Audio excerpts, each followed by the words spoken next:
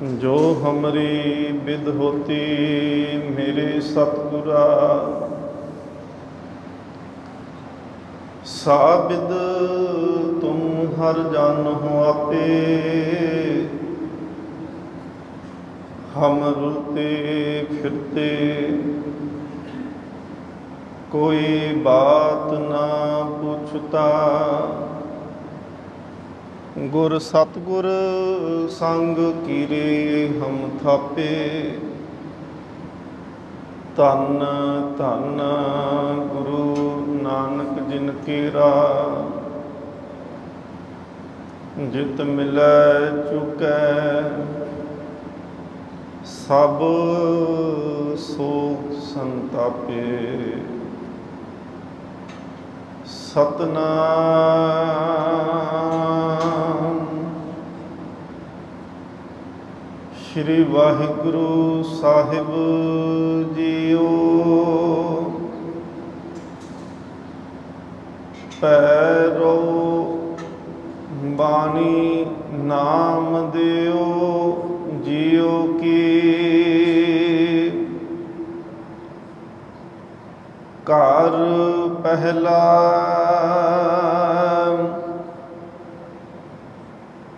एक ओंकार, सतगुर प्रसाद।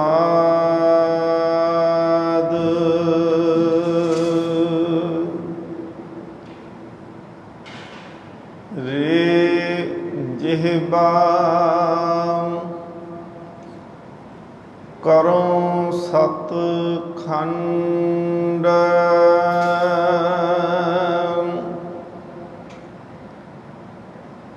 जामना उचरस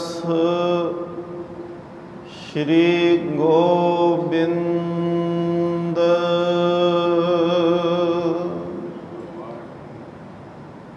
रे जिह्वा करों सतखंड,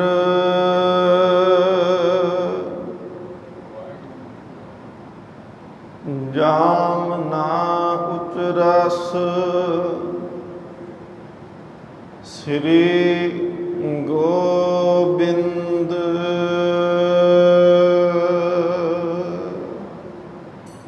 वाहिगुरु जी का खालसा, वाहिगुरु जी की फतेह।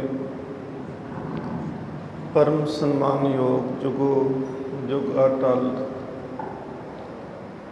तख्त चौर छत्र दे मालिक सतगुरु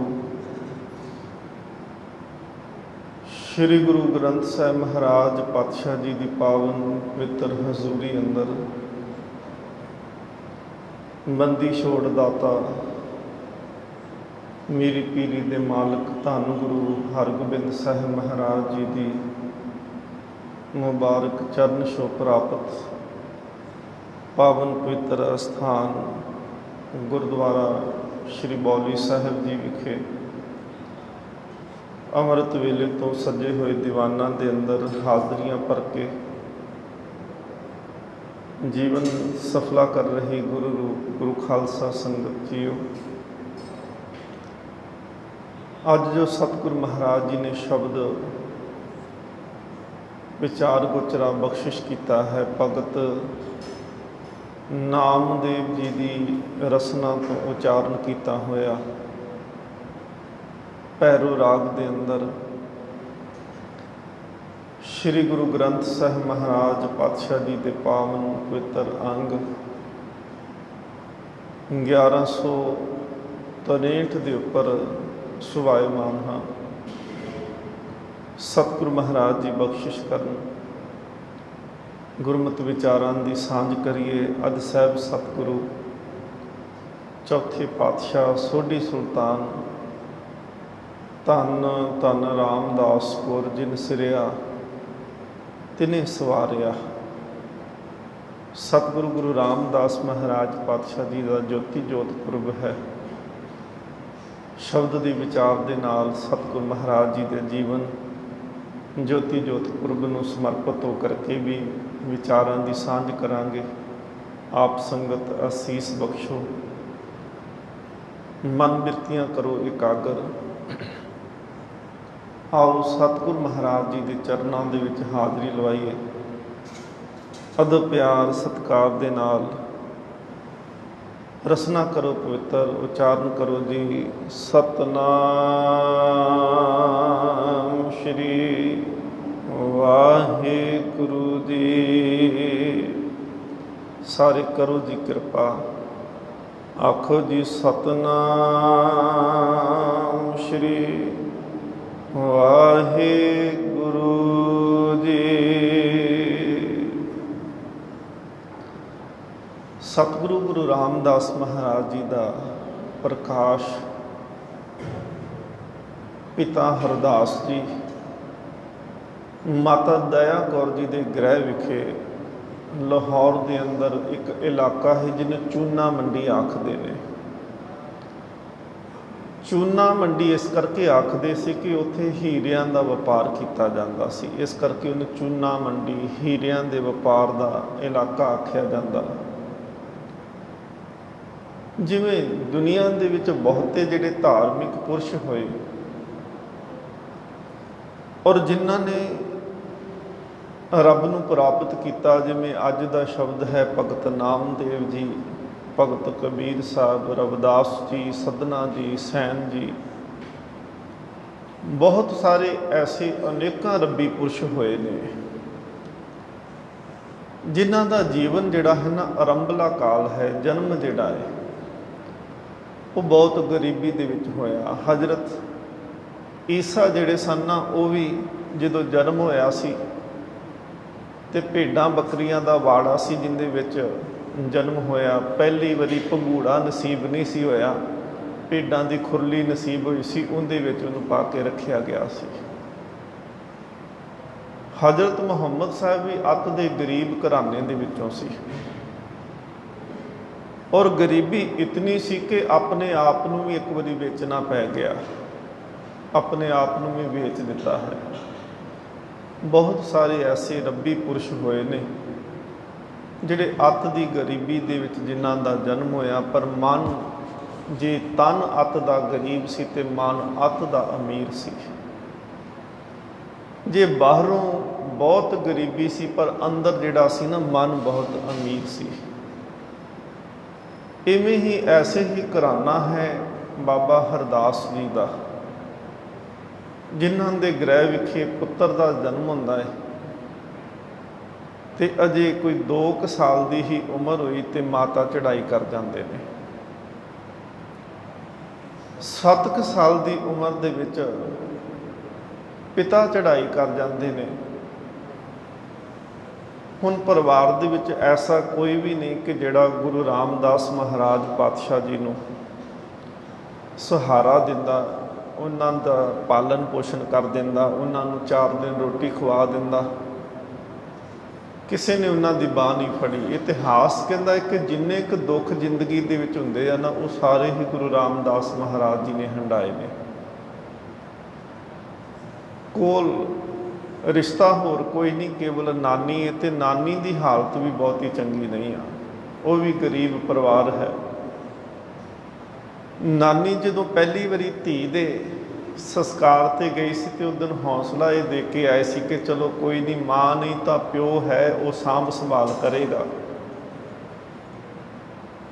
ਪਰ ਜਿਸ ਦਿਨ ਪਿਤਾ ਬਾਬਾ ਹਰਦਾਸ ਜੀ ਚੜ੍ਹਾਈ ਕਰ ਜਾਂਦੇ ਨੇ ਤੇ ਨਾਨੀ ਨੇ ਉਸ ਦਿਨ ਆਪਣੇ ਦੋਤੇ ਨੂੰ ਕਿਹਾ ਸੀ, ਬੇਟਾ ਦੇਖ ਇੱਥੇ ਅੱਜ ਕੋਈ ਨਹੀਂ ਜਿਹੜਾ ਤੇਰੀ ਬਾਂਹ ਫੜ ਸਕੇ। 4 ਦਿਨ ਉੱਥੇ ਵੀ ਘੁੰਗਣੀਆਂ ਵੇਚੀਆਂ ਲਾਹੌਰ ਦੇ ਵਿੱਚ, ਪਰ ਨਾਨੀ ਨੇ ਇਹ ਗੱਲ ਕਹੀ ਸੀ, ਬੇਟਾ ਜੇ ਆਪ ਹੀ ਕਰਕੇ ਖਾਣਾ ਫਿਰ ਇੱਥੇ ਕਿਉਂ, ਚੱਲ ਮੇਰੇ ਨਾਲ ਬਾਸਰ ਕੇ ਚੱਲਦੇ ਆ। 4 ਕੱਪੜੇ ਜਿੰਨੇ ਕੁ ਸੀ ਉਹ ਇੱਕ ਪੋਟਲੀ ਦੇ ਵਿੱਚ ਬੰਨੇ ਤੇ ਕੱਪੜੇ ਬੰਨ ਕੇ ਨਾ ਜਦੋਂ ਘਰੇ ਤੁਰ ਲੱਗੇ ਆ ਤੇ ਘਰ ਨੂੰ ਜਦੋਂ ਜਿੰਦਰਾ ਮਾਰਿਆ ਜਾਂਦਾ ਨਾ ਤੇ ਸੁਭਾਵਕ ਸੀ, ਬੱਚੇ ਦਾ ਸੁਭਾਅ ਸੀ। ਗੁਰੂ ਰਾਮਦਾਸ ਮਹਾਰਾਜ ਜੀ ਨੇ ਨਾਨੀ ਨੂੰ ਪੁੱਛਿਆ, ਨਾਨੀ ਆਪਾਂ ਫਿਰ ਕਦੋਂ ਆਵਾਂਗੇ ਇੱਥੇ? ਨਾਨੀ ਜਿਸ ਘਰ ਨੂੰ ਆਪਾਂ ਜਿੰਦਰਾ ਮਾਰ ਕੇ ਚੱਲੇ ਇਹਨੂੰ ਕਿੱਦੋਂ ਆ ਕੇ ਖੋਲਾਂਗੇ। ਨਾਨੀ ਦੀਆਂ ਅੱਖਾਂ ਭਰ ਆਈਆਂ। ਨਾਨੀ ਨੇ ਦੋਤੇ ਨੂੰ ਛਾਤੀ ਦੇ ਨਾਲ ਲਾ ਕੇ ਜੱਫੀ ਦੇ ਵਿੱਚ ਗਲਵੱਕੜੀ ਦੇ ਵਿੱਚ ਲਿਆ ਤੇ ਕਹਿਣ ਲੱਗੀ, ਪੁੱਤ ਵੇ ਹੋ ਸਕਦਾ ਹੈ ਕਿ ਅਸੀਂ ਕਦੀ ਪਰਤ ਕੇ ਫਿਰ ਇੱਥੇ ਨਾ ਆਈਏ। ਜਦੋਂ ਬਾਸਰ ਕੇ ਲੈ ਕੇ ਗਏ ਤੇ ਪਹਿਲੇ ਦਿਨ ਉਦਾਸ ਦੇ ਚਿਹਰੇ ਦੇ ਨਾਲ ਬੈਠੇ ਨੇ, ਵਿਹੜੇ ਦੇ ਵਿੱਚ ਮੰਜੇ ਤੇ ਬੈਠੇ ਨੇ। ਲੋਕ ਆਏ ਅਫਸੋਸ ਕਰਨ ਵਾਸਤੇ। ਸਾਰਾ ਦਿਨ ਅਫਸੋਸ ਦੇ ਵਿੱਚ ਲੰਘਿਆ। ਸ਼ਾਮ ਹੋਈ, ਨਾਨੀ ਨੇ ਕਿਹਾ ਦੋਤੇ ਨੂੰ, ਬੇਟਾ ਤੂੰ ਉਦਾਸ ਹੋ ਗਿਆ ਹੋਏਗਾ ਨਾ, ਤੂੰ ਜਾ ਬਾਹਰ ਖੇਡਿਆ। ਬੱਚੇ ਬਾਹਰ ਖੇਡਦੇ ਹੋਏ ਨੇ। ਗੁਰੂ ਰਾਮਦਾਸ ਮਹਾਰਾਜ ਛੋਟੀ ਜਿਹੀ ਉਮਰ 'ਚ ਬਾਹਰ ਜਾਂਦੇ ਨੇ। ਬੱਚੇ ਹਮ ਉਮਰ ਮਿਲੇ ਤੇ ਖੇਡਣ ਗਏ। ਨਾਨੀ ਆਪਣਾ ਕੰਮਕਾਰ ਕਰਨ ਲੱਗ ਪਈ। ਇਹਨੇ ਨੂੰ ਦੇਖਿਆ ਕਿ ਬੱਚਾ ਫਿਰ ਦੋਤਾ ਫਿਰ ਵਿਹੜੇ ਦੇ ਵਿੱਚ ਆ ਕੇ ਮੰਜੇ ਤੇ ਬੈਠਾ ਹੈ। ਨਾਨੀ ਆਈ ਕੋਲ, ਆ ਕੇ ਪੁੱਛਿਆ, ਪੁੱਤ ਵਾਪਸ ਆ ਗਿਆ, ਕੀ ਗੱਲ ਇੰਨੀ ਛੇਤੀ ਆ ਗਿਆ? ਫਿਰ ਆਪ ਹੀ ਉੱਤਰ ਦੇ ਦਿੱਤਾ, ਕਹਿੰਦੀ ਤੇਰੀ ਅਜੇ ਇੱਥੇ ਦੋਸਤੀ ਨਹੀਂ ਨਾ ਹੋਣੀ ਕਿਸੇ ਨਾਲ, ਤੇਰੀ ਜਾਣ ਪਹਿਚਾਣ ਨਹੀਂ ਹੈਗੀ, ਇਸ ਕਰਕੇ ਤੈਨੂੰ ਖਿਡਾਇਆ ਨਹੀਂ ਹੋਣਾ, ਤੂੰ ਤਾਂ ਆ ਗਿਆ। ਗੁਰੂ ਰਾਮਦਾਸ ਮਹਾਰਾਜ ਜੀ ਨੇ ਜਵਾਬ ਅੱਗੋਂ ਦਿੱਤਾ, ਕਹਿੰਦੇ ਨਹੀਂ ਨਾਨੀ, ਦੋਸਤੀ ਤਾਂ ਮੇਰੀ ਹੋ ਗਈ ਸੀ, ਬੱਚੇ ਮੈਨੂੰ ਖਿਡਾਉਣ ਲੱਗ ਪਏ ਸੀ, ਪਰ ਕਹਿੰਦੇ ਜਦੋਂ ਉਹਨਾਂ ਦੀਆਂ ਮਾਵਾਂ ਆਈਆਂ ਉਹਨਾਂ ਨੂੰ ਬਾਹਾਂ ਤੋਂ ਫੜ ਕੇ ਲੈ ਗਈਆਂ ਕਿ ਇਹ ਤਾਂ ਆਪਣੇ ਮਾਂ-ਬਾਪ ਖਾ ਗਿਆ, ਜੇ ਤੁਸੀਂ ਇਹਨਾਂ ਨਾਲ ਖੇਡੋਗੇ ਤੁਹਾਡਾ ਇਹੀ ਹਾਲ ਹੋ ਜਾਏਗਾ। ਤੇ ਨਾਨੀ ਨੂੰ ਕਹਿਣ ਲੱਗਾ, ਨਾਨੀ ਮੈਂ ਇੰਨਾ ਹੀ ਮਾੜਾ? ਨਾਨੀ ਦੀਆਂ ਅੱਖਾਂ ਦੇ ਵਿੱਚੋਂ ਅਥਰੂ ਨੇ, ਪਰ ਕਿਆ ਕੁਝ ਨਹੀਂ। ਉਸ ਨਗਰ ਦੇ ਵਿੱਚ ਹੀ ਨਾਨੀ ਨੇ ਫਿਰ ਬਾਸਰਕੇ ਦੇ ਅੰਦਰ ਘੁੰਗਣੀਆਂ ਉਬਾਲ ਕੇ ਦੇਣੀਆਂ ਤੇ ਘੁੰਗਣੀਆਂ ਕਹਿਣਾ ਕਿ ਬੇਟਾ ਇਹਨਾਂ ਨੂੰ ਵੇਚਿਆ। ਦੱਸ ਦਿੱਤਾ ਕਿ ਜੇ ਕੋਈ ਇੰਨੇ ਕੁ ਪੈਸੇ ਦੇਵੇ ਨਾ ਉਹਨੂੰ ਇੱਕ ਮੁੱਠ ਦੇਣੀ ਘੁੰਗਣੀਆਂ ਦੀ, ਜੇ ਕੋਈ ਜ਼ਿਆਦਾ ਪੈਸੇ ਦੇਵੇ ਉਹਨੂੰ 2 ਮੁੱਠਾਂ ਉਹਦੀ ਝੋਲੀ ਦੇ ਵਿੱਚ, ਉਹਦੀ ਬੁੱਕ ਦੇ ਵਿੱਚ ਪਾ ਦੀ। ਜੇ ਕੋਈ ਇੰਨੇ ਪੈਸੇ ਦੇ ਉਹਨੂੰ 4 ਮੁੱਠਾਂ ਦੇ ਦੇਣੀਆਂ। ਉਹਨੂੰ ਸਮਝਾ ਦਿੱਤਾ। ਹੁਣ ਭਾਈ ਜੇਠਾ ਗੁਰੂ ਰਾਮਦਾਸ ਮਹਾਰਾਜ ਸਿਰ ਦੇ ਉੱਤੇ ਛਾਬੜੀ ਰੱਖੀ। ਹੁਣ ਜਿਹੜੀ ਉਮਰ ਤਾਂ ਦੇਖੋ ਅੱਜ ਸਾਡੇ ਬੱਚੇ ਨਾ, ਅਸੀਂ 7 ਸਾਲ ਦੇ ਬੱਚੇ ਦੇ ਸਿਰ ਦੇ ਘੁੰਗਣੀਆਂ ਦੀ ਟੋਕਰੀ ਦੇਖੀਏ ਕਿ ਉਹ ਹੱਥੀਂ ਕਿਰਤ ਕਰਨ ਵਾਸਤੇ ਤੋਰ ਦਿੱਤਾ। ਅਸੀਂ ਤਾਂ ਆਪਣੇ ਬੱਚੇ ਨੂੰ ਇਕੱਲਿਆਂ ਬਾਜ਼ਾਰ ਵੀ ਨਹੀਂ ਭੇਜਦੇ, ਪਰ ਉਹ ਨਾਨੀ ਦਾ ਜਿਗਰਾ ਕਿੱਡਾ ਵੱਡਾ ਹੋਏਗਾ ਕਿ ਜਿਹੜੀ ਉਮਰ ਦੋਤੇ ਦੀ ਪੜ੍ਹਨ ਦੀ ਸੀ, ਜਿਹੜੀ ਉਮਰ ਖੇਡਣ ਦੀ ਸੀ, ਜਿਹੜੀ ਉਮਰ ਲਾਡ ਲਡਾਉਣ ਦੀ ਸੀ, ਜਿਹੜੀ ਉਮਰ ਮੰਜੀ ਤੇ ਗੋਦ ਵਿੱਚ ਬਿਠਾ ਕੇ ਮੂੰਹ ਦੇ ਵਿੱਚ ਬੁਰਕੀਆਂ ਦੇ ਕੇ ਖਵਾਉਣ ਦੀ ਸੀ, ਉਸ ਉਮਰ ਦੇ ਵਿੱਚ ਸਿਰ ਦੇ ਉੱਤੇ ਛਾਬੜੀ ਹੈ ਤੇ ਹੱਥ ਜਿਹੜੇ ਨੇ ਉਹ ਕਿਰਤ ਵਾਲੇ ਪਾਸੇ ਤੋਰ ਦਿੱਤੇ ਆ। ਜਦੋਂ ਘੁੰਗਣੀਆਂ ਵੇਚ ਕੇ ਆਉਣੀਆਂ ਤੇ ਆ ਕੇ ਨਾਨੀ ਨੂੰ ਪੈਸੇ ਦੇਣੇ। ਇੱਕ ਦਿਨ ਘੁੰਗਣੀਆਂ ਲੈ ਕੇ ਗਏ ਤੇ ਛੇਤੀ ਵਾਪਸ ਆ ਗਏ। ਨਾਨੀ ਅਕਸਰ ਡਰ ਜਾਂਦੀ ਸੀ ਕਿ ਕੋਈ ਕਿਸੇ ਨੇ ਦੌਕਾ ਨਾ ਮਾਰ ਦਿੱਤਾ ਹੋਵੇ, ਕਿਸੇ ਨੇ ਝਿੜਕ ਨਾ ਦਿੱਤਾ ਹੋਵੇ। ਨਾਨੀ ਕਹਿੰਦੀ, ਪੁੱਤ ਇੰਨੀ ਜਲਦੀ ਵਾਪਸ ਆ ਗਿਆ ਤੂੰ? ਕਹਿੰਦਾ, ਨਾਨੀ ਅੱਜ ਸਾਰੀਆਂ ਘੁੰਗਣੀਆਂ ਵਿਕ ਗਈਆਂ। ਪੁੱਤ ਇੱਥੇ ਕਿਹੜਾ ਇੰਨਾ ਅਮੀਰ ਮਿਲ ਗਿਆ ਜਿਹਨੇ ਸਾਰੀਆਂ ਹੀ ਖਰੀਦ ਲੀਆਂ? ਨਾਲੇ ਘੁੰਗਣੀਆਂ ਤੇ ਗਰੀਬ ਲੋਕ ਖਾਂਦੇ ਨੇ, ਇਹ ਕਿੰਨੇ ਇੰਨੀਆਂ ਖਰੀਦ ਲੀਆਂ? ਤੇ ਜੇ ਪੁੱਤ ਵੇਚ ਆਇਆ ਤੇ ਪੈਸੇ ਕਿੱਥੇ ਨੇ ਘੁੰਗਣੀਆਂ ਦੇ? ਕਹਿਣ ਲੱਗਾ, ਨਾਨੀ ਘੁੰਗਣੀਆਂ ਤੇ ਵੇਚੀਆਂ ਪਰ ਪੈਸਾ ਕੋਈ ਨਹੀਂ ਮੈਂ ਲੈ ਕੇ ਆਇਆ। ਨਾਨੀ ਨੇ ਕੋਲ ਬਿਠਾ ਕੇ ਕਿਹਾ, ਪੁੱਤ ਸੱਚ ਦੱਸ, ਗੱਲ ਕੀ ਆ? ਕਹਿੰਦਾ, ਨਾਨੀ ਮੈਂ ਘੁੰਗਣੀਆਂ ਲੈ ਕੇ ਜਾਣ ਦਿਆ ਸੀ ਤੇ ਪਿੱਛੋਂ ਆਵਾਜ਼ ਆਈ, ਪੁੱਤ ਵੇ। ਮੇਰੇ ਮਨ 'ਚ ਆਇਆ ਕਿ ਮੈਨੂੰ ਪੁੱਤ ਕਿੰਨੇ ਆਖਣਾ ਹੈ। ਮੈਂ ਅੱਗੇ ਤੁਰਿਆ ਤੇ ਫਿਰ ਆਵਾਜ਼ ਕਿਸੇ ਨੇ ਦਿੱਤੀ, ਵੇ ਘੁੰਗਣੀਆਂ ਵਾਲੇ ਪੁੱਤ ਵੇ। ਕਹਿੰਦਾ, ਮੈਂ ਖੜ ਗਿਆ। ਮੈਂ ਸੋਚਿਆ ਕਿ ਘੁੰਗਣੀਆਂ ਤੇ ਮੈਂ ਹੀ ਵੇਚਦਾ ਪਿਆ, ਤੇ ਖੜ ਕੇ ਜਦੋਂ ਪਿੱਛੇ ਵੇਖਿਆ ਇੱਕ ਬਜ਼ੁਰਗ ਸੀ। ਉਹਨੇ ਆਵਾਜ਼ ਦੇ ਕੇ ਕਿਹਾ, ਪੁੱਤ ਮੈਨੂੰ ਭੁੱਖ ਬਹੁਤ ਲੱਗੀ, ਮੈਨੂੰ ਘੁੰਗਣੀਆਂ ਦੇਵੇਂਗਾ? ਕਹਿੰਦੇ, ਮੈਂ ਕਿਹਾ ਹਾਂ ਜ਼ਰੂਰ ਦੇਵਾਂਗਾ। ਕਹਿੰਦਾ, ਪਰ ਮੇਰੇ ਤੋਂ ਪੈਸੇ ਕੋਈ ਨਹੀਂ ਹੈਗੇ, ਮੈਂ ਤੈਨੂੰ ਪੈਸੇ ਨਹੀਂ ਦੇ ਸਕਦਾ, ਘੁੰਗਣੀਆਂ ਦੇ ਬਦਲੇ ਅਸੀਸਾਂ ਜ਼ਰੂਰ ਦੇ ਸਕਦਾ। ਕਹਿੰਦੇ, ਬਾਬਾ ਤੂੰ ਬੈਠ ਕੇ ਖਾ, ਤੂੰ ਜਿੰਨੀਆਂ ਖਾਣੀਆਂ ਚਾਹੇ। ਅੱਜ ਜੋ ਤੂੰ ਮੈਨੂੰ ਦੇ ਦਿੱਤਾ ਕਿਸੇ ਨੇ ਨਹੀਂ ਅੱਜ ਤੱਕ ਦਿੱਤਾ। ਕਹਿੰਦੇ, ਉਹ ਖਾਈ ਗਿਆ ਤੇ ਮੈਂ ਉਹਦੀ ਬੁੱਕ ਦੇ ਵਿੱਚ ਪਾਈ ਗਿਆ। ਕਹਿੰਦੇ ਉਹ ਖਾਂਦਾ ਖਾਂਦਾ ਸਾਰੀਆਂ ਹੀ ਖਾ ਗਿਆ ਨਾਨੀ।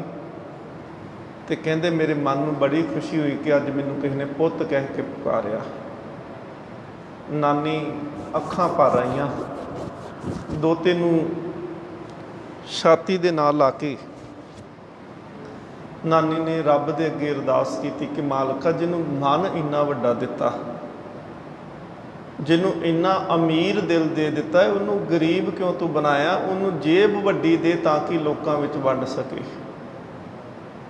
ਉਧਰੋਂ ਸਤਿਗੁਰੂ ਗੁਰੂ ਅਮਰਦਾਸ ਮਹਾਰਾਜ ਗੁਰਤਾ ਗੱਦੀ ਤੇ ਬੈਠੇ ਆ, ਗੋਇੰਦਵਾਲ ਨਗਰ ਵਸਾਇਆ। ਤੇ ਨਾਨੀ ਨੇ ਵੀ ਕਿਹਾ ਕਿ ਪੁੱਤ ਨਗਰ ਨਵਾਂ ਵਸਿਆ ਤੇ ਰਾਹੀ ਬਹੁਤੇ ਆਉਣਗੇ, ਉੱਥੇ ਤੇਰਾ ਵੀ ਕੰਮ ਚੱਲੇਗਾ, ਚੱਲ ਉੱਥੇ ਚੱਲਦੇ ਆ, ਘੁੰਗਣੀਆਂ ਉੱਥੇ ਵੇਚਾਂਗੇ। ਘੁੰਗਣੀਆਂ ਵੇਚਣੀਆਂ ਤੇ ਨਾਲੇ ਸਤਿਗੁਰੂ ਮਹਾਰਾਜ ਜੀ ਦੀ ਸੰਗਤ ਕਰਨੀ। ਬਾਣੀ ਦੇ ਨਾਲ ਇੰਨਾ ਕੁ ਪ੍ਰੇਮ ਹੋ ਗਿਆ, ਘੁੰਗਣੀਆਂ ਵੇਚ ਕੇ ਫਿਰ ਟੋਕਰੀ ਸਿਰ ਦੇ ਉੱਤੇ ਰੱਖ ਲੈਣੀ ਤੇ ਸੇਵਾ ਦੇ ਵਿੱਚ ਜੁਟੇ ਰਹਿਣਾ। ਇੱਕ ਦਿਨ ਹੁਣ ਦੇਖੋ, ਸਭ ਤੋਂ ਵੱਡਾ ਸਹਾਰਾ ਸੀ ਮਾਂ ਤੇ ਪਿਤਾ ਦਾ, ਉਹ ਵੀ ਸਾਥ ਛੱਡ ਜਾਂਦਾ ਹੈ। ਇੱਕ ਰਿਸ਼ਤੇ ਦੇ ਵਿੱਚ ਕੇਵਲ ਨਾਨੀ ਬਚੀ ਸੀ, ਹੋਰ ਕੋਈ ਰਿਸ਼ਤਾ ਨਹੀਂ ਸੀ ਰਹਿ ਗਿਆ। ਤੇ ਨਾਨੀ ਨੂੰ ਵੀ ਜਿੱਦਣ ਲੱਗਿਆ ਨਾ ਕਿ ਮੇਰੇ ਵੀ ਪ੍ਰਾਣ ਹੁਣ ਨਿਕਲਣ ਵਾਲੇ ਨੇ, ਸਤਿਗੁਰੂ ਗੁਰੂ ਅਮਰਦਾਸ ਮਹਾਰਾਜ ਜੀ ਦੇ ਚਰਨਾਂ 'ਚ ਬੇਨਤੀ ਕੀਤੀ, ਸਤਿਗੁਰੂ ਤੁਹਾਨੂੰ ਗੁਰੂ ਅੰਗਦ ਦੇਵ ਮਹਾਰਾਜ ਨੇ ਕਿਹਾ ਕਿ ਤੁਸੀਂ ਨਿਮਾਣਿਆਂ ਦੇ ਮਾਨ ਹੋ। ਕਹਿੰਦੇ ਜੇਠੇ ਦਾ ਵੀ ਕੋਈ ਨਹੀਂ, ਇਹ ਨਿਮਾਣਾ ਹੈ, ਇਹਦਾ ਮਾਨ ਬਣ ਜਾਇਓ ਤੁਸੀਂ। ਸਤਿਗੁਰੂ ਮਹਾਰਾਜ ਤੁਸੀਂ ਨਿਓਟਿਆਂ ਦੀ ਓਟ ਹੋ, ਕੋਈ ਵੀ ਆਸਰਾ ਨਹੀਂ ਜੇਠੇ ਦਾ, ਮਹਾਰਾਜ ਇਹਦਾ ਆਸਰਾ ਬਣਿਓ। ਮਹਾਰਾਜ ਤੁਸੀਂ ਨਿਤਾਣਿਆਂ ਦੇ ਤਾਨ ਹੋ, ਇਹਦੀ ਕੋਈ ਤਾਕਤ ਨਹੀਂ, ਇਹ ਤਾਂ ਵਿਚਾਰਾ ਘੁੰਗਣੀਆਂ ਵੇਚ ਕੇ ਗੁਜ਼ਾਰਾ ਕਰਦਾ ਹੈ। ਮਹਾਰਾਜ ਇਹਦਾ ਤੁਸੀਂ ਭਰੋਸਾ ਤਾਕਤ ਬਣਿਓ। ਸਤਿਗੁਰੂ ਮਹਾਰਾਜ ਮੇਰੇ ਪ੍ਰਾਣ ਚੱਲੇ ਨੇ ਤੇ ਜੇਠੇ ਦੀ ਬਾਂਹ ਫੜ ਲਿਓ। ਸਤਿਗੁਰੂ ਮਹਾਰਾਜ ਗੁਰੂ ਅਮਰਦਾਸ ਮਹਾਰਾਜ ਪਾਤਸ਼ਾਹ ਨੇ ਕਿਹਾ ਕਿ ਤੂੰ ਮਨ ਦੇ ਵਿੱਚ ਸੋਚਦੀ ਹੈ ਕਿ ਇਹਦਾ ਕੋਈ ਨਹੀਂ, ਤੂੰ ਸੋਚਦੀ ਹੈ ਕਿ ਕਿਸੇ ਜੋਗਾ ਨਹੀਂ, ਇਹਦੇ ਕੋਲ ਖਾਣ ਦੇ ਵਾਸਤੇ ਰੋਟੀ ਵੀ ਨਹੀਂ ਆ, ਪਰ ਸੱਚ ਕਰਕੇ ਜਾਣੀ ਐਸਾ ਇੱਕ ਦਿਨ ਆਵੇਗਾ ਜਿਹੜੇ ਸੰਸਾਰ 'ਤੇ ਆਉਂਦੇ ਆ ਨਾ ਕਿ ਸਾਡਾ ਕੋਈ ਵੀ ਨਹੀਂ, ਅਸੀਂ ਅਨਾਥ ਹੋ ਗਏ ਆ। ਤੂੰ ਜੇਠੇ ਨੂੰ ਅਨਾਥ ਆਖਦੀ, ਇਹਨੇ ਉਹਨਾਂ ਦਾ ਆਸਰਾ ਬਣਨਾ ਹੈ ਜਿਹੜੇ ਕਿਤਿਓਂ ਜਿਨ੍ਹਾਂ ਨੂੰ ਭੋਜਨ ਪ੍ਰਾਪਤ ਨਹੀਂ ਹੁੰਦਾ, ਜਿਹੜੇ ਰੋਜ਼ ਭੁੱਖਿਆਂ ਸੌਂ ਜਾਂਦੇ ਆ। ਕਹਿੰਦੇ ਸਮਾਂ ਆਏਗਾ ਕਿ ਇਹਨੇ ਉਹਨਾਂ ਦਾ ਆਸਰਾ ਬਣਨਾ, ਇਹਦੇ ਦਰ ਦੇ ਉੱਤੇ ਲੋਕਾਂ ਲੱਖਾਂ ਲੋਕਾਂ ਨੇ ਭੋਜਨ ਛਕਣਾ ਹੈ। ਇਹਦਾ ਘਰ ਕੋਈ ਨਹੀਂ ਨਾ ਆਖਦੀ ਹੈ, ਇਹਦਾ ਘਰ ਐਸਾ ਹੋਏਗਾ ਕਿ ਸੰਸਾਰ ਦੇ ਵਿੱਚ ਕੋਈ ਐਸਾ ਘਰ ਹੀ ਨਹੀਂ ਹੋਣਾ ਜਿਹੋ ਜਿਹਾ ਜੇਠੇ ਦਾ ਘਰ ਹੋਵੇਗਾ। ਗੁਰੂ ਅਰਜਨ ਦੇਵ ਮਹਾਰਾਜ ਜੀ ਦੇ ਬਚਨ ਨੇ, ਡਿੱਠੇ ਸਭੇ ਥਾਮ ਨਹੀਂ ਤੁਧ ਜੇਹਿਆ, ਬੰਨੋਂ ਪੁਰਖ ਵਿਦਾਤੇ ਤਾਂ ਤੂੰ ਸੋਹਿਆ। ਵਸਦੀ ਸਗਨ ਅਪਾਰ ਅਨੂਪ ਰਾਮਦਾਸਪੁਰ ਹਰ ਹਾਂ, ਨਾਨਕ ਕਸਮਲ ਜਾਏ ਨਹਾਏ ਰਾਮਦਾਸ ਸਰ। ਕਹਿੰਦੇ ਬੜੇ ਥਾਂ ਵੇਖੇ ਗੁਰੂ ਅਰਜਨ ਦੇਵ ਮਹਾਰਾਜ ਜੀ ਕਹਿੰਦੇ ਨੇ, ਪਰ ਕਹਿੰਦੇ ਗੁਰੂ ਰਾਮਦਾਸ ਮਹਾਰਾਜ ਜੀ ਦਾ ਘਰ ਵਰਗਾ ਸੰਸਾਰ ਦੇ ਵਿੱਚ ਕੋਈ ਐਸਾ ਘਰ ਨਹੀਂ। ਸਤਿਗੁਰੂ ਮਹਾਰਾਜ ਪਾਤਸ਼ਾਹ ਜੀ ਦੇ ਚਰਨਾਂ ਦੇ ਵਿੱਚ ਲਾ ਦਿੱਤਾ। ਮਾਂ ਨੇ ਵੀ ਸਰੀਰ ਤਿਆਗ ਦਿੱਤਾ, ਨਾਨੀ ਵੀ ਚਲੇ ਗਈ ਛੱਡ ਕੇ। ਹੁਣ ਮਨ ਦੇ ਵਿੱਚ ਵਿਰਾਗ ਜਿਹਾ ਪੈਦਾ ਹੋ ਗਿਆ ਕਿ ਜਦੋਂ ਮੇਰਾ ਸੰਸਾਰੀ ਹੈ ਕੋਈ ਨਹੀਂ ਤਾਂ ਮੈਂ ਕੰਮ ਕਿਹਦੇ ਵਾਸਤੇ ਕਰਦਾ ਪਿਆ ਹੈ। ਸਮਰਪਣ ਹੋ ਗਏ, ਪੂਰੀ ਤਰ੍ਹਾਂ ਦੇ ਨਾਲ ਗੁਰੂ ਘਰ ਨੂੰ ਸਮਰਪਣ ਹੋ ਗਏ, ਹਰ ਵੇਲੇ ਸੇਵਾ ਦੇ ਵਿੱਚ ਹੀ ਲੱਗੇ ਰਹਿਣਾ। ਇੱਕ ਦਿਨ ਟੋਕਰੀ ਚੁੱਕ ਕੇ ਢੋਂਦੇ ਪਏ ਆ ਤੇ ਮਾਤਾ ਮਨਸਾ ਦੇਵੀ ਗੁਰੂ ਅਮਰਦਾਸ ਮਹਾਰਾਜ ਜੀ ਦੇ ਮਹਿਲ ਸੀ ਤੇ ਸਪੁੱਤਰੀ ਬੀਬੀ ਭਾਨੀ ਕਹਿੰਦੇ ਜਵਾਨ ਹੋ ਗਈ। ਹਾਲਾਂਕਿ ਉਮਰ ਦੋਨਾਂ ਦੀ ਇੱਕੋ ਜਿਹੀ ਹੈ, ਗੁਰੂ ਰਾਮਦਾਸ ਮਹਾਰਾਜ ਤੇ ਬੀਬੀ ਭਾਨੀ ਜੀ ਦਾ 19 ਦੋਨਾਂ ਦੀ ਬਰਥ ਇੱਕੋ ਦੀ ਹੈ, 1535 ਦੀ। ਜਦੋਂ ਸਤਿਗੁਰੂ ਮਹਾਰਾਜ ਜੀ ਦੇ ਚਰਨਾਂ ਦੇ ਵਿੱਚ ਆਉਂਦੇ ਨੇ ਨਾ ਤੇ ਮਾਤਾ ਜੀ ਨੇ ਬੇਨਤੀ ਕੀਤੀ, ਕਹਿਣ ਲੱਗੇ ਸਤਿਗੁਰੂ ਮਹਾਰਾਜ ਭਾਨੀ ਜਵਾਨ ਹੋਈ ਹੈ, ਕੋਈ ਰਿਸ਼ਤਾ ਕੋਈ ਲੜਕਾ ਦੇਖੀਏ। ਤੇ ਸਤਿਗੁਰੂ ਮਹਾਰਾਜ ਨੇ ਸੁਭਾਵ ਕੀ ਕਿਹਾ, ਕਹਿੰਦੇ ਮੁੰਡਾ ਕਿਸ ਤਰ੍ਹਾਂ ਦਾ ਚਾਹੀਦਾ ਹੈ, ਵਰ ਕਿਵੇਂ ਦਾ ਹੋਵੇ। ਤੇ ਕਹਿੰਦੇ ਭਾਈ ਜੇਠਾ ਗੁਰੂ ਰਾਮਦਾਸ ਨਾ ਸੋਹਣੇ ਬੜੇ ਸੀ, ਦਾੜਾ ਬੜਾ ਲੰਮਾ, ਬੜਾ ਸੋਹਣਾ ਕੱਦ ਕਾਠ ਤੇ ਨਿਮਰਤਾ ਦੇ ਪੁੰਜ। ਤੇ ਮਾਤਾ ਮਨਸਾ ਦੇਵੀ ਨੇ ਕਿਹਾ ਸੀ, ਕਹਿੰਦੇ ਉਹ ਜੇਠੇ ਵਰਗਾ ਹੋਣਾ ਚਾਹੀਦਾ ਹੈ। ਗੁਰੂ ਅਮਰਦਾਸ ਮਹਾਰਾਜ ਕਹਿੰਦੇ ਫਿਰ ਲੱਭ ਗਿਆ। ਕਹਿੰਦੇ ਕਿਹੜਾ? ਕਹਿੰਦੇ ਜੇਠਾ। ਕਹਿੰਦੇ ਨਹੀਂ, ਮੈਂ ਜੇਠੇ ਵਰਗਾ ਕਿਹਾ, ਜੇਠਾ ਨਹੀਂ ਕਿਹਾ। ਸਤਿਗੁਰੂ ਮਹਾਰਾਜ ਗੁਰੂ ਅਮਰਦਾਸ ਨੇ ਕਿਹਾ ਸੀ ਜੇਠੇ ਵਰਗਾ ਕੇਵਲ ਹੀ ਜੇਠਾ, ਹੋਰ ਕੋਈ ਹੋ ਹੀ ਨਹੀਂ ਸਕਦਾ। ਕਹਿੰਦੇ ਇਹਦੇ ਤੇ ਤਨ ਤੇ ਕੱਪੜੇ ਵੀ ਉਹੀ 2 ਸੂਟ ਰੱਖੇ ਹੋਏ ਨੇ, ਉਹਨਾਂ ਨੂੰ ਵੀ ਗੰਢ ਲਾਏ ਹੋਏ ਨੇ, ਤੇ ਉਹੀ ਬਾਰ-ਬਾਰ ਪਾ ਲੈਂਦਾ, ਇੱਕ ਧੋਂਦਾ ਇੱਕ ਪਾ ਲੈਂਦਾ। ਸਤਿਗੁਰੂ ਮਹਾਰਾਜ ਕਹਿੰਦੇ ਨੇ ਜੀਵਨ ਦੇਖੋ ਉਹਦਾ, ਬਾਹਰਲੇ ਕੱਪੜੇ ਨਹੀਂ ਦੇਖਣੇ। ਗੁਰੂ ਸਾਹਿਬ ਦਾ ਹੁਕਮ ਮੰਨ ਕੇ ਬੀਬੀ ਭਾਨੀ ਜੀ ਦਾ ਆਨੰਦ ਕਾਰਜ ਕੀਤਾ ਗਿਆ। ਅੱਗੇ ਤਾਂ ਭਾਈ ਜੇਠਾ ਜੀ ਦਿਸਦੇ ਹੁੰਦੇ ਸੀ, ਕਿਤੇ ਮਿਲ ਪੈਣਾ ਬਾਹਰ ਸੇਵਾ ਕਰਦਿਆਂ ਗੁਰੂ ਅਮਰਦਾਸ। ਇੱਕ ਦਿਨ ਸਤਿਗੁਰੂ ਮਹਾਰਾਜ ਜੀ ਨੇ ਹੁਕਮ ਕੀਤਾ, ਭਾਈ ਹੰਦਾਲ ਨੂੰ ਕਹਿਣ ਲੱਗੇ ਕਿ ਜੇਠਾ ਕਿਤੇ ਦਿਖਾਈ ਨਹੀਂ ਦਿੰਦਾ, ਕਿੱਥੇ ਰਹਿੰਦਾ? ਉਹ ਤੇ ਜਦੋਂ ਦਾ ਦਮਾਦ ਬਣਿਆ ਸਾਡਾ, ਤੇ ਉਦੋਂ ਦਾ ਤੇ ਦਿਸਣੋਂ ਵੀ ਹਟ ਗਿਆ। ਸਿੱਖ ਨੇ ਅੱਗੋਂ ਬੇਨਤੀ ਕੀਤੀ, ਮਹਾਰਾਜ ਅੱਗੇ ਤਾਂ ਉਹ ਕੜੀ ਸੇਵਾ ਕਰਕੇ ਆਰਾਮ ਕਰ ਲੈਂਦਾ ਸੀ, ਹੁਣ ਦਿਨੇ ਰਾਤ ਦੋਨੋਂ ਹੀ ਜੀ ਲੱਗੇ ਹੁੰਦੇ ਨੇ, ਲੰਗਰ ਦੀ ਤਿਆਰੀ ਕਰਨੀ, ਲੰਗਰ ਬਣਾਉਣਾ, ਸੇਵਾ ਕਰਨੀ, ਹਰ ਕਾਰਜ ਹੀ ਉਹ ਆਪ ਕਰਦੇ ਨੇ। ਸੰਗਤਾਂ ਦੀ ਸੇਵਾ 'ਚ ਰਾਤ ਵੀ ਨਹੀਂ ਸੌਂਦੇ। ਇੱਕ ਦਿਨ ਸਤਿਗੁਰੂ ਮਹਾਰਾਜ ਜੀ ਨੇ ਨਾ ਜਦੋਂ ਹੁਕਮ ਕੀਤਾ, ਕਹਿੰਦੇ ਜੀ ਥੜਾ ਚਾਹੀਦਾ ਜਿੱਥੇ ਗੁਰੂ ਬੈਠ ਸਕੇ। ਅਸਲ 'ਚ ਬਾਹਰੀ ਥੜੇ ਨਹੀਂ ਸੀ। ਗੁਰੂ ਅੱਜ ਵੀ ਕਹਿੰਦਾ ਹੈ ਕਿ ਉਹ ਥੜਾ ਬਣਾ ਲਾ, ਉਹ ਜਗ੍ਹਾ ਬਣਾ ਲਾ, ਮੈਂ ਬੈਠਣ ਨੂੰ ਅੱਜ ਵੀ ਤਿਆਰ ਹਾਂ। ਸਿਰਫ ਸਾਡੀ ਇਹ ਘਾਲਣਾ ਹੋ ਜਾਂਦੀ ਹੈ, ਅਸੀਂ ਘਾਲੋਂ ਕਰ ਜਾਂਦੇ ਹਾਂ, ਅਸੀਂ ਆਲਸ ਕਰ ਜਾਂਦੇ ਹਾਂ। ਅਸੀਂ ਕਈ ਵਾਰੀ ਇੱਦਾਂ ਸੀ ਨਾ, ਹੁਣ ਇੱਕ ਪਾਸੇ ਤੇ ਭਾਈ ਰਾਮਾ ਜੀ ਥੜਾ ਬਣਾਉਣ ਲੱਗ ਪਏ, ਤੇ ਇੱਕ ਪਾਸੇ ਭਾਈ ਜੇਠਾ ਜੀ ਬਣਾਉਂਦੇ ਆ। 7 ਦਿਨ ਥੜੇ ਬਣਾਏ ਆ ਜੀ।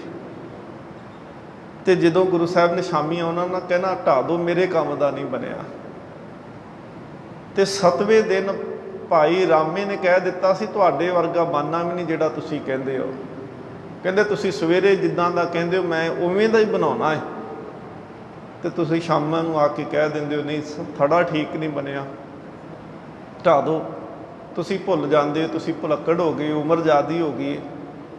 ਭਾਈ ਜੇਠੇ ਦੇ ਕੋਲ ਗਏ ਤੇ ਹੱਥ ਦੇ ਵਿੱਚ ਜਿਹੜੀ ਸੋਟੀ ਖੁੰਡੀ ਹੁੰਦੀ ਸੀ ਉਹ ਮਾਰ ਕੇ ਕਿਹਾ, ਜੇਠਿਆ ਤੈਨੂੰ ਪਤਾ ਨਹੀਂ ਲੱਗਦਾ ਥੜਾ ਕਿਵੇਂ ਬਣਾਉਣਾ? ਹੱਥ ਜੋੜ ਕੇ ਖੜੇ ਹੋ ਗਏ। ਕਹਿੰਦੇ ਮਹਾਰਾਜ ਜਿਵੇਂ ਦਾ ਤੁਸੀਂ ਕਹਿੰਦੇ ਹੋ ਬਾਨਾ ਮੇਰੇ ਤੋਂ ਨਹੀਂ। ਹੁਣ ਕਹਿਣ 'ਚ ਫਰਕ ਸੀ। ਕਹਿੰਦੇ ਸਤਿਗੁਰੂ ਮਹਾਰਾਜ ਤੁਸੀਂ ਰੋਜ਼ ਸਮਝਾਉਂਦੇ ਹੋ, ਤੁਸੀਂ ਰੋਜ਼ ਕਿਰਪਾ ਕਰਕੇ ਦੱਸਦੇ ਹੋ ਜੇਠਿਆ ਇਵੇਂ ਨਹੀਂ ਇਵੇਂ ਦਾ ਬਣਾਉਣਾ ਹੈ। ਤੇ ਮਹਾਰਾਜ ਮੈਂ ਕਿੰਨਾ ਭੁਲੱਕੜ ਹੋ ਗਿਆ, ਮੈਂ ਰੋਜ਼ ਹੀ ਭੁੱਲ ਜਾਂਦਾ, ਤੁਹਾਡੇ ਹੁਕਮ ਤੇ ਨਹੀਂ ਚੱਲ ਪਾਉਂਦਾ। ਇੱਕ ਕਹਿੰਦਾ ਕਿ ਤੁਸੀਂ ਭੁਲੱਕੜ ਹੋ ਗਏ, ਤੁਸੀਂ ਭੁੱਲ ਜਾਂਦੇ ਹੋ। ਪਰ ਭਾਈ ਜੇਠਾ ਕਹਿੰਦਾ ਨਹੀਂ ਸਤਿਗੁਰੂ ਮੈਂ ਭੁੱਲ ਜਾਂਦਾ ਹੈ, ਮਹਾਰਾਜ ਤੁਸੀਂ ਖਿਮਾ ਕਰੋ, ਤੁਸੀਂ ਕਿਰਪਾ ਕਰੋ, ਜਿਵੇਂ ਦਾ ਬਣਾਉਣਾ ਹੈ ਆਪ ਕਿਰਪਾ ਕਰਕੇ ਬਣਾ ਦੇਵੋ। ਜਿੱਦਣ ਅਸੀਂ ਅੱਕ ਜਾਂਦੇ ਹਾਂ ਨਾ, ਜਿੱਦਣ ਅਸੀਂ ਬਾਣੀ ਪੜ੍ਹਦੇ ਹਾਂ, ਇਹ ਕਹਿਣ ਲੱਗ ਪੈਂਦੇ ਨਹੀਂ ਬਹੁਤੀ ਪੜ੍ਹ ਲਈ, ਗੁਰੂ ਤਾਂ ਮਿਲਿਆ ਨਹੀਂ, ਕੁਝ ਅੰਦਰ ਖੇਡ ਤਾਂ ਬਣਦੀ ਕੋਈ ਨਹੀਂ। ਫਿਰ ਅਸੀਂ ਬਾਬੇ ਰਾਮਾ ਜੀ ਵਰਗੇ ਹੋ ਜਾਂਦੇ ਹਾਂ ਕਿ ਅਸੀਂ ਅੱਕ ਕੇ ਕਹਿ ਦਿੰਦੇ ਨਹੀਂ ਕਿੱਥੇ ਗੁਰੂ, ਕੌਣ ਸੁਣਦਾ, ਐਵੇਂ ਗੱਲਾਂ। ਭਰੋਸਾ ਗੁਰੂ ਤੇ ਭਾਈ ਜੇਠੇ ਵਰਗਾ ਚਾਹੀਦਾ, ਮਹਾਰਾਜ ਤੁਸੀਂ ਕਿਰਪਾ ਕਰੋ ਤਾਂ ਹੀ ਇਹ ਕਾਰਜ ਹੋ ਸਕਦਾ। ਉਦੋਂ ਸਤਿਗੁਰੂ ਮਹਾਰਾਜ ਨੇ ਕਿਹਾ ਸੀ ਜੇਠੇ ਅਸੀਂ ਥੜਾ ਜਿਹੜਾ ਬਣਾਉਂਦੇ ਸੀ, ਚਾਹੁੰਦੇ ਸੀ ਨਾ ਜਿਹੜਾ ਬਣ ਜਾਵੇ, ਉਹ ਅੱਜ ਬਣ ਗਿਆ। ਸਤਿਗੁਰੂ ਮਹਾਰਾਜ ਪਾਤਸ਼ਾਹ ਜੀ ਨਾ ਅੰਤਮ ਸਮਾਂ ਹੈ, ਤੇ ਉਹ ਅੰਤਮ ਸਮੇਂ ਦਾ ਜਿਹੜਾ ਸ਼ਬਦ ਹੈ ਨਾ, ਮਹਾਰਾਜ ਨੇ ਬਾਣੀ ਲਿਖੀ ਹੈ। ਬਾਬਾ ਸੁੰਦਰ ਜੀ ਉਹ ਬਾਣੀ ਦੇ ਕਰਤਾ ਨੇ, ਰਾਮਕਲੀ ਸਾਧ, ਉਹਦੇ ਵਿੱਚ ਸਤਿਗੁਰੂ ਮਹਾਰਾਜ ਪਾਤਸ਼ਾਹ ਜੀ ਨੇ ਆਪਣਾ ਅੰਤਮ ਸਮਾਂ ਲਿਖਿਆ ਗੁਰੂ ਅਮਰਦਾਸ ਜੀ ਦਾ, ਕਿ ਅੰਤੇ ਸਤਿਗੁਰ ਬੋਲਿਆ ਮੈਂ ਪਿੱਛੇ ਕੀਰਤਨ ਕਰਿਓ ਨਿਰਵਾਨ ਜੀਓ, ਕੇਸੋ ਗੋਪਾਲ ਪੰਡਤ ਸਦਿਓ ਹਰ ਹਰ ਕਥਾ ਪੜ੍ਹੇ ਪੁਰਾਨ ਜੀਓ। ਉੱਥੇ ਫਿਰ ਸਤਿਗੁਰੂ ਮਹਾਰਾਜ ਪਾਤਸ਼ਾਹ ਜੀ ਨੇ ਨਾ ਗੁਰੂ ਰਾਮਦਾਸ ਮਹਾਰਾਜ ਨੂੰ ਗੁਰਤਾ ਗੱਦੀ ਦੇਣ ਦਾ ਹਵਾਲਾ ਵੀ ਲਿਖਿਆ ਹੈ, ਕਿ ਸਤਿਗੁਰੂ ਮਹਾਰਾਜ ਪਾਤਸ਼ਾਹ ਜੀ ਨੇ ਆਪਣੀ ਹਯਾਤੀ ਦੇ ਅੰਦਰ ਗੁਰੂ ਰਾਮਦਾਸ ਮਹਾਰਾਜ ਨੂੰ ਤਖਤ 'ਤੇ ਬਿਠਾਇਆ, ਇਸ਼ਨਾਨ ਕਰਵਾ ਕੇ ਲਿਆਂਦਾ ਬੌਲੀ ਸਾਹਿਬ ਦੇ ਵਿੱਚੋਂ, ਨਵੇਂ ਵਸਤਰ ਪਵਾਏ ਗਏ। ਬਾਬਾ ਬੁੱਢਾ ਸਾਹਿਬ ਜੀ ਲੈ ਕੇ ਆਉਂਦੇ ਨੇ, ਤੇ ਜਦੋਂ ਲੈ ਕੇ ਆਏ ਨਾ ਪੁੱਛਦੇ ਨੇ ਬਾਬਾ ਬੁੱਢਾ ਸਾਹਿਬ ਜੀ ਨੂੰ ਗੁਰੂ ਰਾਮਦਾਸ, ਕਹਿੰਦੇ ਅੱਜ ਇਸ਼ਨਾਨ ਕਿਉਂ, ਨਵੇਂ ਕੱਪੜੇ ਕਿਉਂ? ਕਹਿੰਦੇ ਜੀ ਮੈਂ ਤਾਂ ਗੁਰੂ ਨਾਨਕ ਦੇ ਘਰ ਦਾ ਨੌਕਰ ਹਾਂ, ਜਿਵੇਂ ਗੁਰੂ ਹੁਕਮ ਕਰ ਦਿੰਦਾ ਮੈਂ ਉਵੇਂ ਹੀ ਕਰਨਾ, ਮੈਂ ਕਦੀ ਨਹੀਂ ਪੁੱਛਿਆ ਕਿ ਆਹ ਕਿਉਂ ਜੀ। ਕਹਿੰਦੇ ਜਦੋਂ ਲੈ ਕੇ ਆਏ ਨਾ ਗੁਰੂ ਅਮਰਦਾਸ ਮਹਾਰਾਜ ਜਿਸ ਤਖਤ ਦੇ ਉੱਤੇ ਬੈਠਦੇ ਸੀ, ਗੁਰਤਾ ਦਾ ਤਖਤ, ਮੰਜੇ 'ਤੇ ਬੈਠਣਾ, ਸਤਿਗੁਰੂ ਗੁਰੂ ਅਮਰਦਾਸ ਮਹਾਰਾਜ ਉੱਠ ਖਲੋਤੇ, ਤੇ ਸਤਿਗੁਰੂ ਮਹਾਰਾਜ ਪਾਤਸ਼ਾਹ ਜੀ ਨੇ ਨਾ ਗੁਰੂ ਰਾਮਦਾਸ ਮਹਾਰਾਜ ਨੂੰ ਉੱਥੇ ਬਿਠਾਉਣ ਲੱਗੇ ਆ। ਗੁਰੂ ਰਾਮਦਾਸ ਮਹਾਰਾਜ ਨੇ ਕਿਹਾ, ਸਤਿਗੁਰੂ ਮਹਾਰਾਜ ਇੰਨਾ ਥੋੜਾ कि हम रुलते फिरते कोई बात ना पूछता, गुर सतगुर संग कीड़े हम थापे। मैं तो रुलदा पिया सी, कीड़ियां वर्गा जीवन सी मेरा। तो महाराज तुसी इन्नी कृपा थोड़ी कि तुसी मैनू अपना बना लिया, तुसी मैनू अपना सिख बना लिया है। सतगुर महाराज गुरता क्यों? सतगुर महाराज कहते ने, तख्त बहे तख्ते की लायक।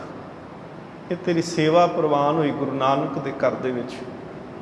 सतगुर महाराज जो जिन्नी देर भी गुरु रामदास महाराज फिर गुरता गद्दी ते बैठे रहे ना, सतगुर महाराज जी दीयां अखां हर वेले सेजल रहिंदियां सी, हर वेले अखां दे विच जल रहना इन्ना प्यार दे नाल। और जिस दिन माता मनसा देवी ने कहा सी ना कि जेठे दे नाल आनंद कारज, कहंदे ने हुण दुनिया दे विच सिख दा आनंद कारज ही उदों संपूर्ण हुंदा है जदों गुरु रामदास दी बाणी पढ़ी जाती है। आनंद कारज भी नहीं गुरु रामदास की बाणी तो बगैर हुंदा। कहंदे ये पढ़िया लिखिया नहीं, गुरु ग्रंथ साहिब महाराज विच 30 रागां दे विच गुरु साहिब ने बाणी उचारण की। 30 रागां दे अंदर सतगुर महाराज पातशाह ने अनेकां ऐसे कारज कराए। हरमंदर साहिब दी जिहड़ा इलाका सी वो वसाउणा कीता। अमृतसर वसाया, चक रामदासपुर, फिर उन्होंने अमरदासपुर, फिर अमृतसर। इस तरह करके अमृतसर के कई नाम रहे। सतगुर महाराज गुरु अमरदास ने अपने हथी निशानदेही की सी कि इस स्थान के उपर एक केंद्री स्थान बनाना है। डॉक्टर मैकालफ लिखते ने, मुहम्मद लतीफ भी ये गल की गवाही देंदे ने कि जिस स्थान ते हर की पौड़ी है ना, उस स्थान ते गुरु नानक देव महाराज पातशाह जी ने बैठ के पहली बारी जो उदासियां आरंभ कीतियां ने, सुल्तानपुर तो चले ने, गोइंदवाल के रस्ते ते हुंदियां होइयां सतगुरु महाराज जो अमृतसर के इस इलाके दे विच पहुँचे तो इत्थे बैठ के गुरु नानक देव महाराज ने हरि दा वाहिगुरू दा कीर्तन किया है। एकमिक होए, कहंदे हरि आप आके उत्थे बैठा सी, तां करके कहंदे हर की पौड़ी है। तो सतगुरु महाराज जी ने तुरन लग्या ये गल आखी सी, भाई मरदानिया कहंदे इस जगह ते देखी एक दिन ओहो जे भोग चलणगे, रौनकां होणगियां, गुरु की कृपा वरतेगी कि इत्थे जेड़ा भी चल के आएगा उनकी मन की भावना पूर्ण हो जाया करेगी। गुरु अंगद देव महाराज गुरु नानक देव महाराज जी के नाल उत्थे मिलते रहे, बैठे। गुरु अंगद देव ते गुरु अमरदास महाराज भी उस जगह के उपर आउंदे रहे। इस करके सतगुरु महाराज जी ने कहा कि इस स्थान के उपर एक केंद्रीय स्थान बनाना। सरोवर की खुदवाई जिहड़ी सी ना, हरमंदर साहिब दे सरोवर, वो गुरु रामदास महाराज ने करवाई सी। पकियाई बाद विच गुरु अर्जन देव महाराज ने करवाई।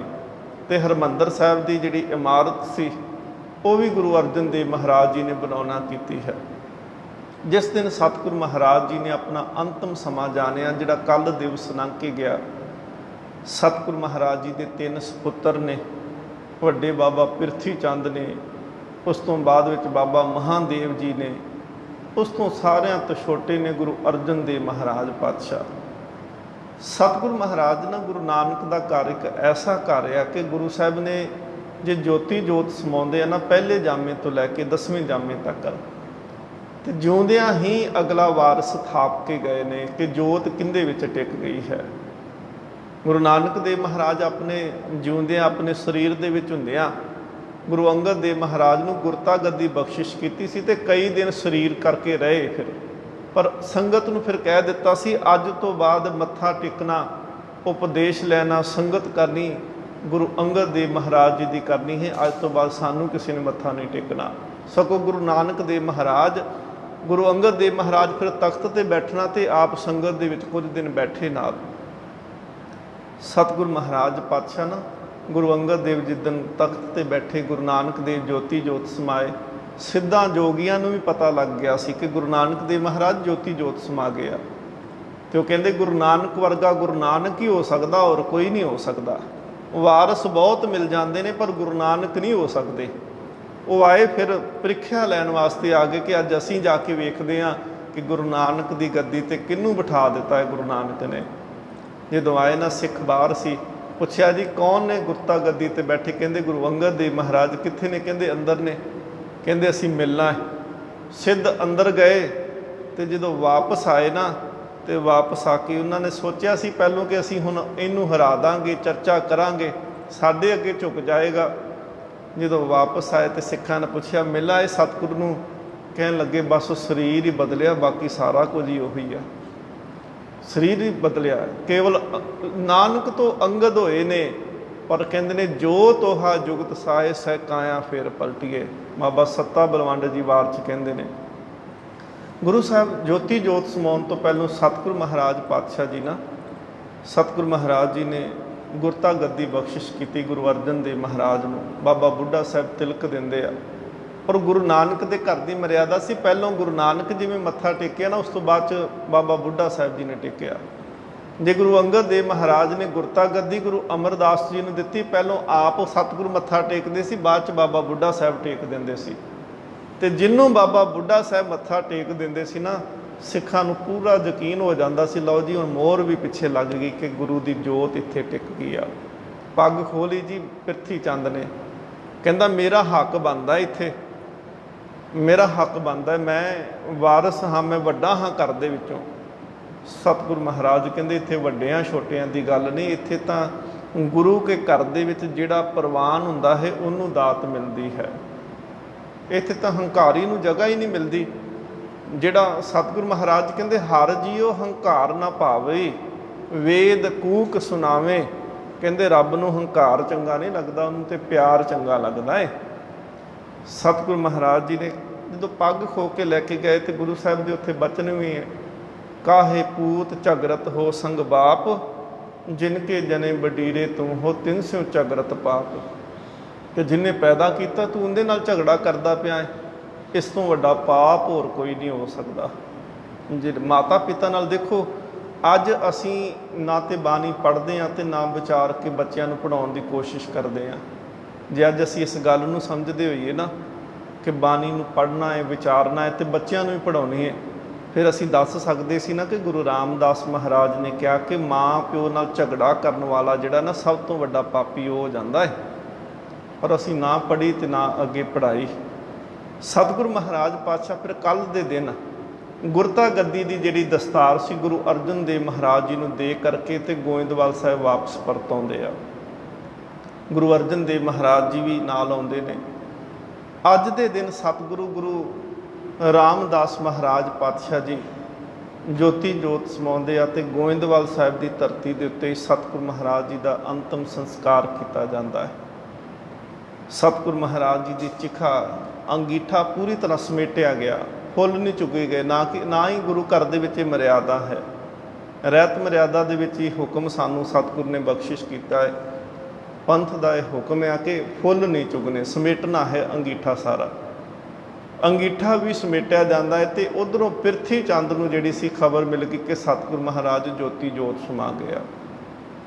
ਪ੍ਰਿਥੀ ਚੰਦ ਵੀ ਆਪਣੇ ਪਰਿਵਾਰ ਨੂੰ ਲੈ ਕੇ ਜਦੋਂ ਪਹੁੰਚਿਆ, ਬਾਬਾ ਮਹਾਦੇਵ ਵੀ ਨਾਲ ਨੇ ਤੇ ਸੰਗਤ ਦੇ ਵਿੱਚ ਰੋਸ ਸੀ। ਕਹਿੰਦੇ ਜਿੱਦਣ ਸੰਗਤ ਦੀਆਂ ਭੇਟਾਂ ਫੜਨੀਆਂ ਸੀ ਉਸ ਦਿਨ ਪ੍ਰਿਥੀ ਚੰਦ ਸਾਰਿਆਂ ਤੋਂ ਅੱਗੇ ਹੋਇਆ ਕਰਦਾ ਸੀ, ਤੇ ਜਿੱਦਣ ਸਤਿਗੁਰੂ ਮਹਾਰਾਜ ਜੀ ਦਾ ਅੰਤਮ ਸਮਾਂ ਸੀ ਉਦੋਂ ਵੀ ਤੂੰ ਦੌਲਤ ਹੀ ਸਾਂਭਦਾ ਰਿਹਾ, ਪਿਤਾ ਦਾ ਹੁਕਮ ਨਾ ਮੰਨ ਸਕਿਆ। ਹਾਲਾਂਕਿ ਇਤਿਹਾਸ ਕਹਿੰਦਾ ਹੈ ਕਿ ਉਹਨੇ ਗੁਰੂ ਅਰਜਨ ਦੇਵ ਮਹਾਰਾਜ ਜੀ ਤੇ ਬੜੇ ਦੂਸ਼ਣ ਵੀ ਲਾ ਦਿੱਤੇ ਕਿ ਕੱਲ੍ਹ ਤੇ ਗੁਰਤਾ ਗੱਦੀ ਤੇ ਬੈਠੇ ਤੇ ਅੱਜ ਸਤਿਗੁਰੂ ਪਿਤਾ ਨੂੰ ਇਹਨੇ ਸ਼ਾਇਦ ਜ਼ਹਿਰ ਦੇ ਦਿੱਤਾ ਤਾਂ ਗੁਰੂ ਸਾਹਿਬ ਚੜ੍ਹਾਈ ਕਰ ਗਏ।